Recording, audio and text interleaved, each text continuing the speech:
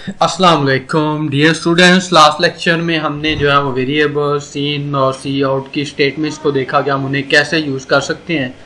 आज के लेक्चर में जो है हम डिसीजन स्टेटमेंट्स को डिस्कस करेंगे। डिसीजन स्टेटमेंट्स को यहाँ पे प्रोग्रामिंग लैंग्वेजेस में हम जो है इफ स्टेटमेंट भी कहते हैं। और इफ का मतलब यह है कि हम कहते हैं कि जहाँ पे हम कंडीशंस लगाते हैं, हम कहते हैं कि अगर एक स्पेसिफिक कंडीशन ट्रू है तो क्या एक्शन होना चाहिए, और अगर वो ट्रू नहीं है तो क्या एक्शन होना चाहिए।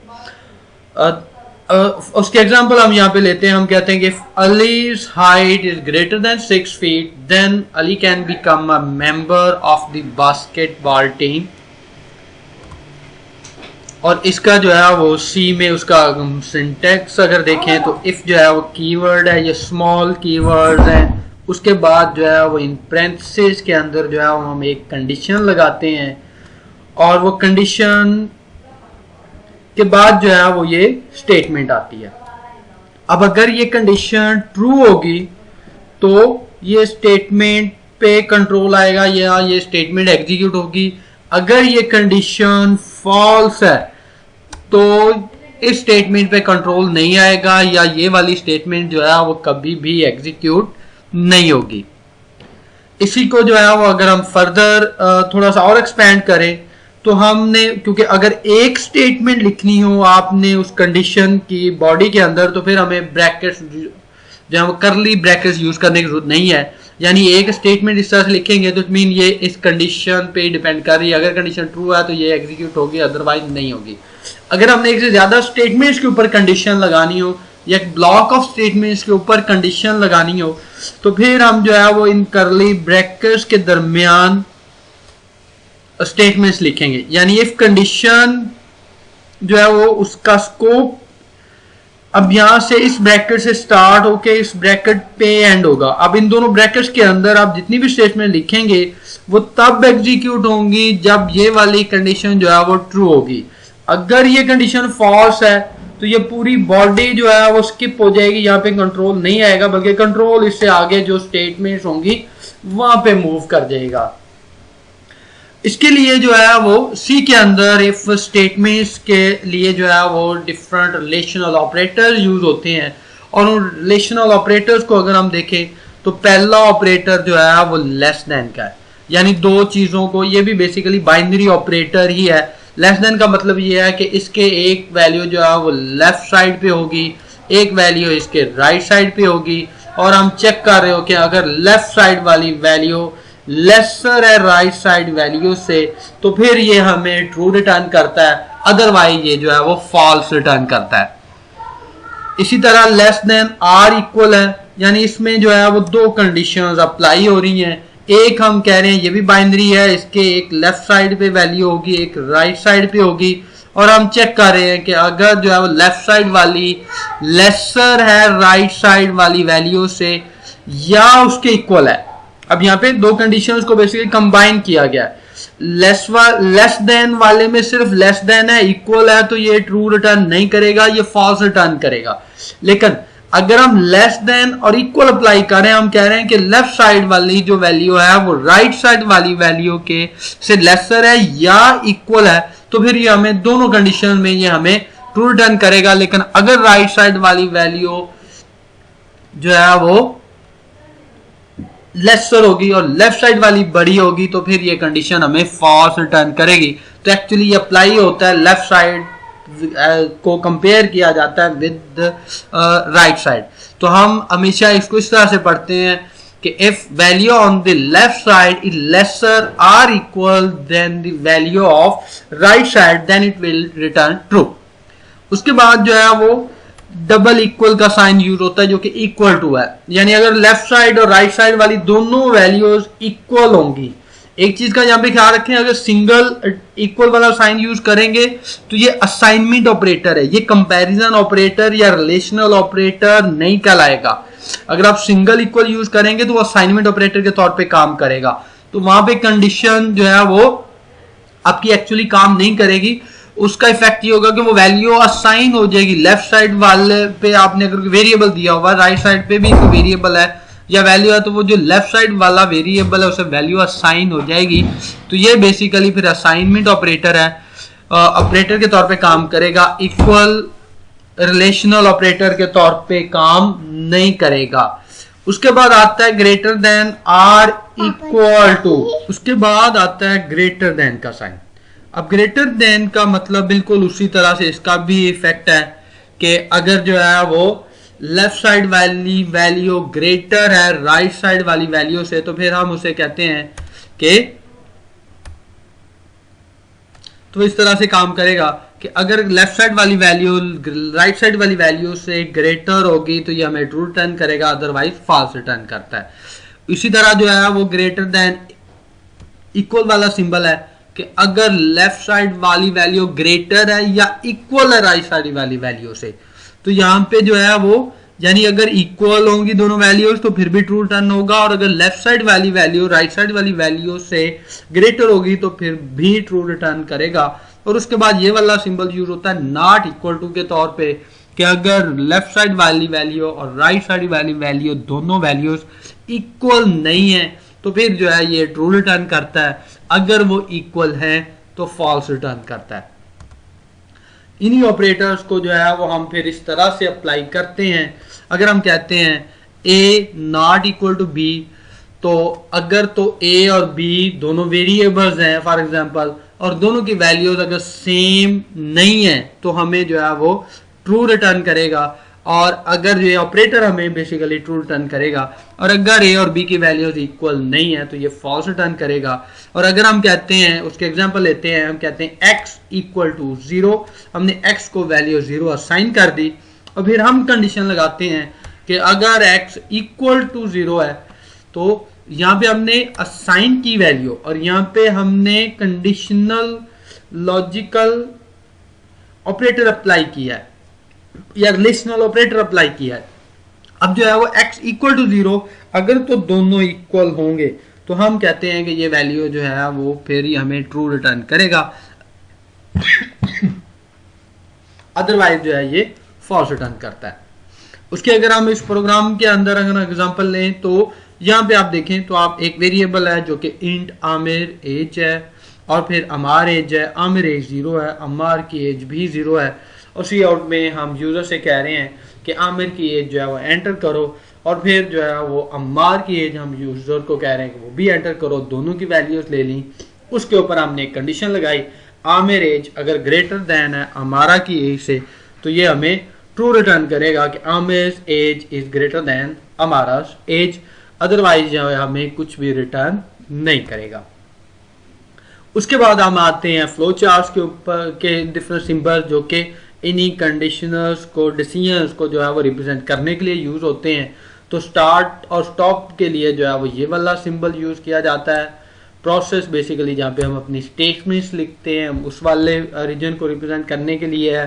फ्लो लाइन है जो कि कंट्रोल को रिप्रेजेंट कर रही होगी कि कंट्रोल किधर से किधर को मूव कर रहा है। और उसके बाद जो है वो कंटिन्यूएशन मार्क है कि यहाँ पे जो है वो ये प्रोसेस जो है वो कंटिन्यूटी में जाएगा। और उसके बाद यहाँ पे डिसीजन आता है कि आपने जो है बेसिकली जो हमारे डिसीजंस आते हैं जो कि जहाँ पे हम रिलेशनल ऑपरेटर्स अप्लाई कर रहे होते हैं तो उसकी बेस पे जो है वो हमारे पास ऑप्शन निकलती हैं। अगर वो ट्रू होता है तो हम और डायरेक्शन में जाते हैं, अगर फॉल्स है तो फिर हम और डायरेक्शन में जाते हैं।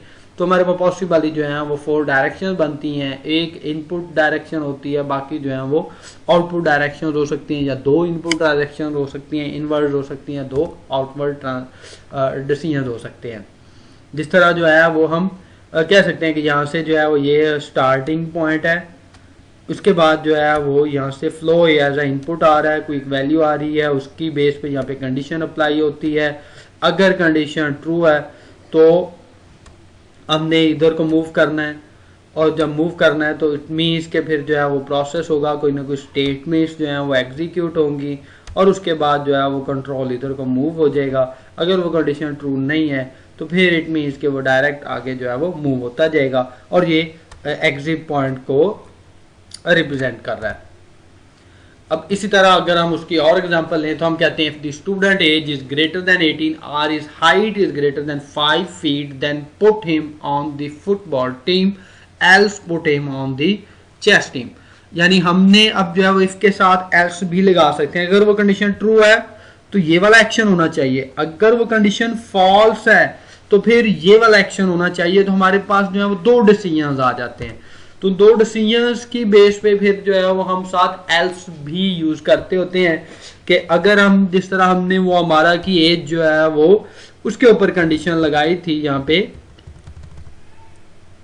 हमने कहा था कि if Aamir age greater than हमारा एज, और अगर आमिर की एज जो है वो ग्रेटर नहीं है तो फिर हम जो है वो आगे एल्स वाली ऑप्शन यूज करके हम जो है वो ये डिस्प्ले करवा सकते थे कि हमारा age is not greater than Aamir age is not greater than हमारा एज।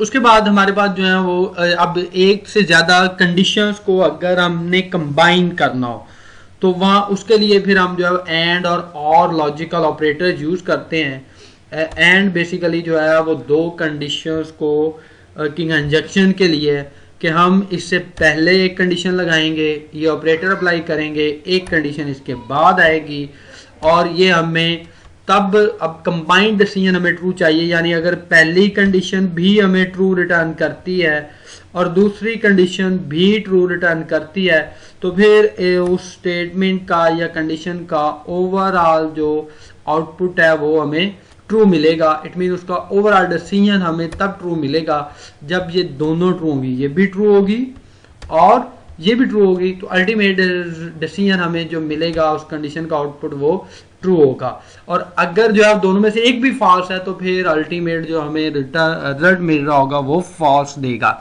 इसी तरह और क्यों हम जो है वो कंजंक्शन और डिसजंक्शन कहते हैं, यानी इसके लेफ्ट साइड पे भी एक कंडीशन है और एक कंडीशन जो है वो इसकी राइट साइड पे है। अब दोनों में से अगर कोई एक ट्रू है, यानी या तो ये ट्रू हो या ये ट्रू हो, दोनों में से एक भी अगर ट्रू होगी तो हमें अल्टीमेट जो इस स्टेटमेंट का दोनों के कंबाइंड जो डिसीजन आएगा वो ट्रू का आएगा। अगर दोनों फॉल्स हैं तो फिर हमें जो कंबाइंड डिसीजन है वो फॉल्स मिलेगा। अगर दोनों में से कोई एक भी ट्रू है, दोनों ट्रू है तो वेल एंड गुड, दोनों में से अगर एक भी ट्रू है तो हमें जो है वो एट द एंड जो डिसीजन हमारा होगा वो ट्रू का होगा, और अगर दोनों फॉल्स हैं तो एट द एंड जो डिसीजन आता है वो फॉल्स आता है। अब इनको अगर हम जो है वो इस तरह से यूज कर सकते हैं, हम कहते हैं कि if A is greater than B and C is greater than D, हम कहते हैं कि ए बी से बड़ा हो और सी डी से बड़ा हो। तो यहाँ पे दो कंडीशंस थी, हमने दोनों कंडीशंस को अब जो है वो यहाँ पे कंबाइन करना है। तो सी के अंदर जब हम इस सी की स्टेटमेंट लिखेंगे तो हम लिखेंगे if A greater than B and C greater than D. तो इसका मतलब अगर ये ट्रू है, ए अगर बी से ग्रेटर है और सी भी डी से ग्रेटर है तो फिर ओवरऑल जो है वो इफ कंडीशन का डिसीजन जो है वो ट्रू आएगा। अगर दोनों में से एक भी फॉल्स है तो इसका ओवरऑल रिजल्ट जो है वो फॉल्स आएगा। उसको हम अगर इस तरह से कह देते हैं कि age is greater than height, उसके बाद ये और के लिए अगर हम कह रहे हैं if age is greater than 18 और हाइट ग्रेटर देन 5, कि अगर जो है वो या तो एज 18 से ज्यादा है या फिर उसकी हाइट 5 फीट से ज्यादा है तो इसका डिसीजन ट्रू होगा।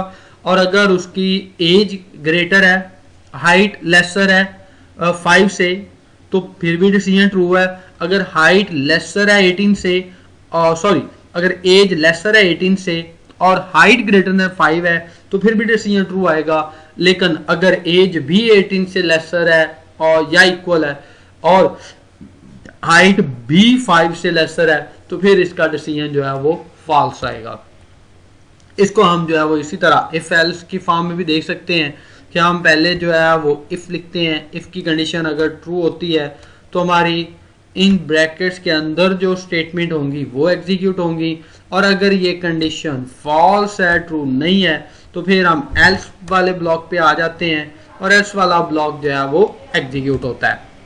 इसको अगर हम इफ एल्स दोनों को कंबाइन करके देखते हैं तो अगर तो हमने ये कंडीशन लगाई और उसमें डिसीजन ट्रू आया तो प्रोसेस 1 होगा, और अगर डिसीजन फॉल्स है तो कंट्रोल उधर नहीं जाएगा, कंट्रोल डायरेक्टली यहाँ पे मूव करेगा, एल्स में आएंगे और प्रोसेस 2 एग्जीक्यूट होगा। अब इसी की अगर हम एग्जांपल देखते हैं तो हमारे पास जो है वो हम कहते हैं if Aamir age greater than अमारा age, cout Aamir age older than Amara. If Aamir age lesser than अमारा age, cout Aamir age younger than Amara. और अगर हम इसको एल्स में ले जाते हैं तो एल्स में हम उन्हीं दो इफ कंडीशंस को अब यहाँ पे कंबाइन कर रहे हैं। हम चेक करें if Aamir age greater than अमारा एज, तो हम कह रहे हैं Aamir is older than Amara. और एल्स में जाके हम कहते हैं कि अगर तो वो कंडीशन ट्रू नहीं है, वो फॉल्स हुई है, आमिर की एज जो है वो अमारा की एज से ग्रेटर नहीं है, तो हम इसको कह सकते हैं कि आमिर इज यंगर देन अमारा। अब इसी का जो है वो हम एक फ्लो चार्ट की फॉर्म में उसी को रिप्रेजेंट करना चाहें तो कर सकते हैं। इसके अंदर अगर आप एक यहाँ पे मिस्टेक देखेंगे तो वो बेसिकली ये जो है वो ये वाली ब्रैकेट्स जो है वो मिसिंग है यहाँ पे। तो इन ब्रैकेट्स को अगर हम ऐड करेंगे तो फिर ये कोड जो है वो हमारा प्रॉपरली एग्जीक्यूट होगा। उसके बाद आते हैं हमारे पास जो है वो यूनरी ऑपरेटर, जो कि नॉट ट्रू है। नॉट ट्रू बेसिकली अगर ट्रू है तो आप उसको फॉल्स कर देते हैं, और अगर फॉल्स है उसके साथ नॉट लगा देते हैं तो उसको ट्रू कर देता है। यानी आप पूरी स्टेटमेंट का आपको रिवर्स आउटपुट चाहिए। आपने एक कंडीशन लगाई, उसकी ब्रैकेट लगाते हैं, ब्रैकेट के बाद आप नॉट वाला ऑपरेटर अप्लाई कर देते हैं। जिस तरह हमने यहाँ पे ये वाली कंडीशन लगाई। अब इसमें आप देखें तो अगर हमारे आमिर की एज जो है वो ग्रेटर होगी हमारा से, तो ये हमें रिटर्न करेगा ट्रू ओवरऑल, और जब उसके साथ नॉट लगेगा तो ये हमें फॉल्स रिटर्न कर देगा। इट मीन हमने उस स्टेटमेंट का जो इम्पैक्ट है वो रिवर्स कर दिया। और इसके वाइस वर्सा अगर हम देखें तो अगर आमिर की एज ग्रेटर नहीं है हमारा की एज से, तो ये हमें फॉल्स रिटर्न करेगा। लेकिन जब फॉल्स के साथ हम ये नॉट को इम्बेड करेंगे तो ये उसे ट्रू में कन्वर्ट कर देगा। तो इट मीन ये उसके इम्पैक्ट को रिवर्स करने के लिए हम इसमें, क्योंकि कंडीशनल स्टेटमेंट्स पढ़ रहे हैं तो कंडीशनल स्टेटमेंट्स की कुछ एग्जांपल्स अब हम यहाँ पे करते हैं। यहाँ पे हम लेते हैं एक वेरिएबल जिसको हम कहते हैं इंट ए इक्वल टू 0, और फिर हम एक कंडीशन लगाते हैं if A equal to 0 then C out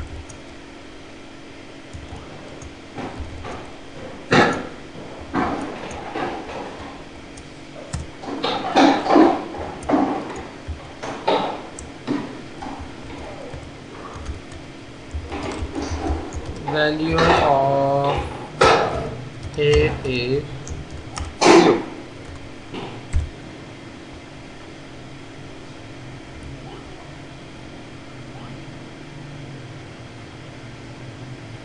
तो ये हमें जो है वो अगर कंडीशन ट्रू थी तो उसकी वैल्यू जो है वो इक्वल टू 0 प्रिंट हो गई। इसकी रीज़न ये है कि क्योंकि हमने डबल इक्वल साइन यूज़ किया था, और हम यहाँ पे ये कह रहे हैं कि अगर a इक्वल टू 0 है, अगर हमने a की वैल्यू यहाँ पे 10 कर देते हैं और फिर हम इसी स्टेटमेंट को सेव करने के बाद अगर रन करते हैं तो ये हमें कुछ भी आउटपुट में शो नहीं करेगा। उसकी रीज़न ये है क्योंकि हमने सिर्फ ये कहा था कि अगर a की वैल्यू इक्वल टू 0 है और वो कंडीशन अगर ये ट्रू है, डिसीजन हमारा ट्रू होगा, तो ये आउटपुट में ये वाली स्टेटमेंट एग्जीक्यूट होगी, अदरवाइज ये स्टेटमेंट जो है वो एग्जीक्यूट नहीं होगी। अब अगर हम जो है वो यहीं पे कंडीशन चेंज कर देते हैं, हम कहते हैं a इज ग्रेटर देन 0। अब अगर ग्रेटर देन 0 है और साथ हम जो है वो मैसेज में भी डिस्प्ले करवा,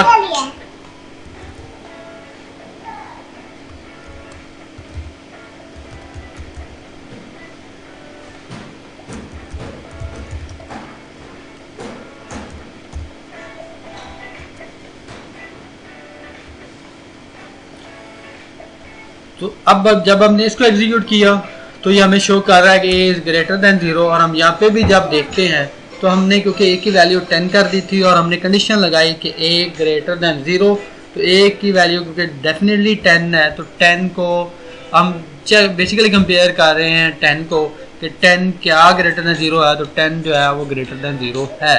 अगर हम 10 की वैल्यू -1 कर देते हैं a की वैल्यू, तो -1 ग्रेटर देन 0 नहीं होगा। अब अगर हम इससे रन करेंगे तो ये हमें सी आउट वाली स्टेटमेंट जो है वो एग्जीक्यूट नहीं होगी, उसमें जो है वो हमें कुछ भी आउटपुट में इसने शो नहीं करवाया। इसी तरह अगर हम जो है वो एक और वेरिएबल ले लेते हैं, इंट बी इक्वल टू 20 कर दें, और हम अब ए और बी दोनों को कंपेयर करते हैं और हम लिखते हैं A greater than B, cout A is greater than B. इसी तरह मल्टीपल कंडीशन, अगर हम इफ कंडीशन लगाना चाहते हैं, एक और इफ कंडीशन लगाते हैं, इफ हम कहते हैं A lesser than B, cout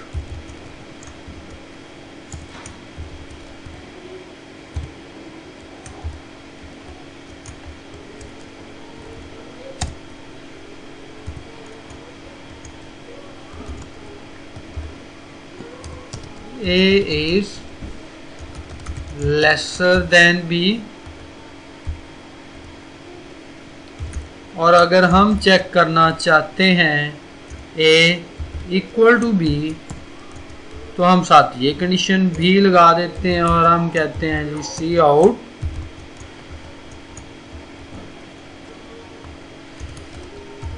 A is equal to B, और अब हम इस स्टेटमेंट को एग्जीक्यूट करते हैं। एक्चुअली अगर हम देखें तो हमारे पास ए की वैल्यू जो है वो -10 है, बी की वैल्यू 20 है, तो सिर्फ एक कंडीशन ही यहाँ पे ट्रू होगी जिसमें जो है वो ए इज लेस देन बी है, और डेफिनेटली यही वैल्यू जो है वो प्रिंट होनी चाहिए, जबकि बाकी दोनों कंडीशन फॉल्स हैं। दोनों कंडीशन फॉल्स का मतलब यह है कि उन दोनों में से कोई भी कंडीशन जो है वो एग्जीक्यूट नहीं होगी। अब यहाँ पे आप देखें तो a is less than b, और एक्चुअली a की वैल्यू क्योंकि -10 है, b की वैल्यू 20 है, तो ये कंडीशन ट्रू हुई जिसमें a लेस देन b था, दोनों इक्वल नहीं है। और अगर हम जो है वो दोनों की वैल्यू इक्वल टू 20 कर देते हैं और a less than greater than और equal to b, a less than और इक्वल टू b और a इक्वल टू b, अब a की वैल्यू भी हमने 20 रखी, b की वैल्यू भी हमने 20 रखी, a ग्रेटर नहीं है लेकिन b के इक्वल है, तो ये कंडीशन ट्रू होगी। तो इसमें भी हमें ये प्रिंट करके देगा कि a is greater than b। Actually greater नहीं है, हमने स्टेटमेंट जो है वो यही लिखी हुई है। यहाँ पे हम सिर्फ ये चेक करना चाह रहे हैं कि अगर इक्वल हो और ग्रेटर देन लेसर की बेस पे तो फिर इफेक्ट नहीं पड़ता। अब लेस देन इक्वल लिखेंगे तो भी कंडीशन ट्रू होगी, आप दोनों की इक्वल लिखेंगे तो भी कंडीशन ट्रू होगी। अब मैं F11 प्रेस किया तो यहाँ पे तीनों स्टेटमेंट्स एग्जीक्यूट हुई, a is greater than b, a is lesser than b, a is equal to b। और एक और चीज यहाँ पे नोट करें,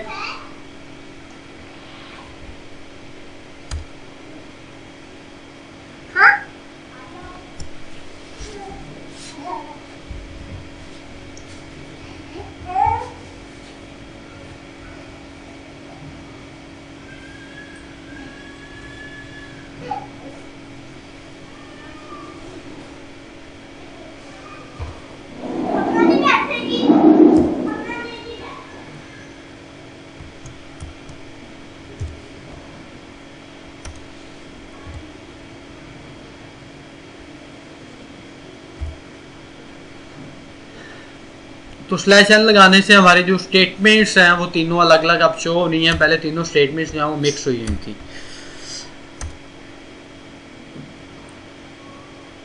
इसी तरह अगर आपने एक से ज़्यादा स्टेटमेंट्स, मैं इन दोनों को अब यहाँ पे ख़त्म करने जा रहा हूँ और हम सिर्फ ये चेक करते हैं कि अगर हम चाहते हैं कि एक से ज़्यादा अगर ये कंडीशन फॉर एग्जाम्पल ट्रू हो तो हम चाहते हैं कि एक से ज़्यादा स्टेटमेंट्स जो हैं वो आएँ, और उसमें हम कह रहे हैं कि a ग्रेटर दैन b, जो कि a को 30 कर दिया, b को 30 तो क्या 20, और ये कंडीशन ट्रू है। और मैंने यहाँ पे साथ एक और सी आउट की स्टेटमेंट लिखता हूँ, स्लैश n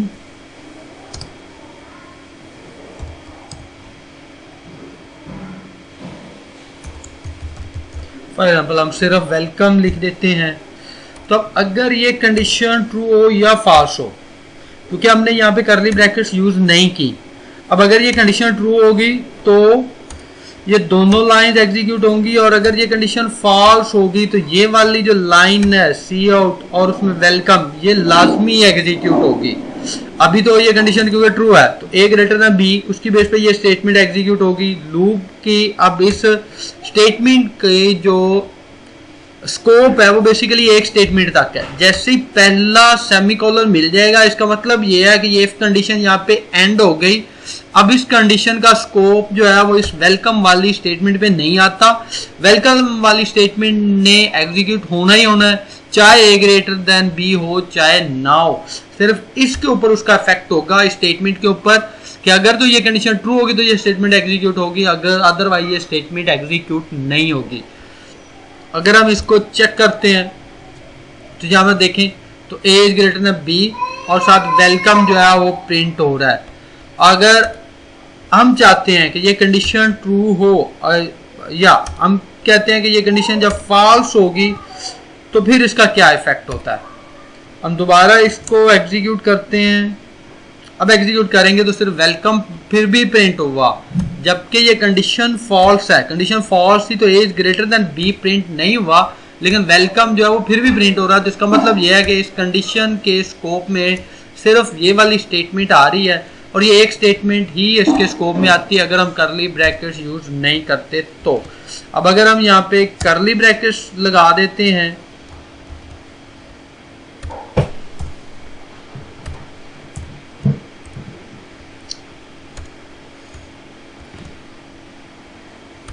तो अब इसका स्कोप जो है अगर कंडीशन ट्रू होगी तो ये दोनों लाइन एग्जीक्यूट होंगी, अगर कंडीशन ट्रू नहीं है तो दोनों में से कोई भी लाइन एग्जीक्यूट नहीं होगी।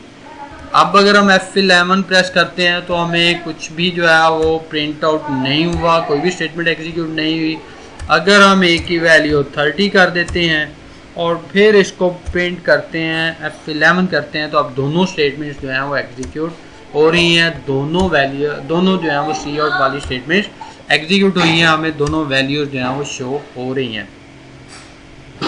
इसी तरह जो है वो अगर हम कहते एल्स वाले कंस्ट्रेंट पे जाते हैं तो हम कहते हैं अगर ये कंडीशन ट्रू नहीं है तो क्या हो, तो फिर हम यहाँ पे प्रिंट करेंगे सी आउट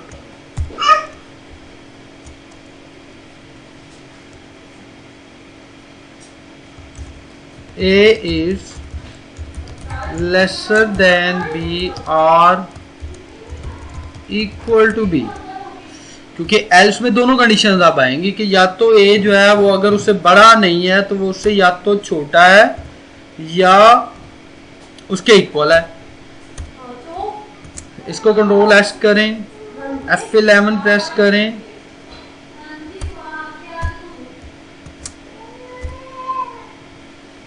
अब जो है वो a is lesser than b or equal to b है कि या तो a जो है वो b से लेसर है या a b के इक्वल है। ये वाली स्टेटमेंट एग्जीक्यूट हुई है, ये स्टेटमेंट एग्जीक्यूट नहीं हुई है। तब एग्जीक्यूट होनी थी अगर a ग्रेटर देन b होता। a की वैल्यू यहाँ पे 10 थी, b की वैल्यू 20 थी, a b से ग्रेटर नहीं है, a b से लेसर है, तो फिर कंट्रोल जो है वो यहाँ पे एल्स में आएगा और एल्स वाली स्टेटमेंट एग्जीक्यूट होगी। लेकिन अगर हम इसकी a की वैल्यू जो है वो 40 कर देते हैं और हम फिर इसे एग्जीक्यूट करते हैं तो अब जो है वो कंट्रोल इफ कंडीशन ट्रू थी a इट मीन ग्रेटर है b से, तो फिर जो है वो इफ वाले ब्लॉक में जो दो स्टेटमेंट्स थी ये दोनों स्टेटमेंट्स वो एग्जीक्यूट हुई। अब एल्स में कंट्रोल नहीं आया तो एट अ टाइम कंट्रोल या तो इफ वाले ब्लॉक में जाएगा या एल्स वाले ब्लॉक में जाएगा, दोनों एट अ टाइम जो है वो एग्जीक्यूट नहीं हो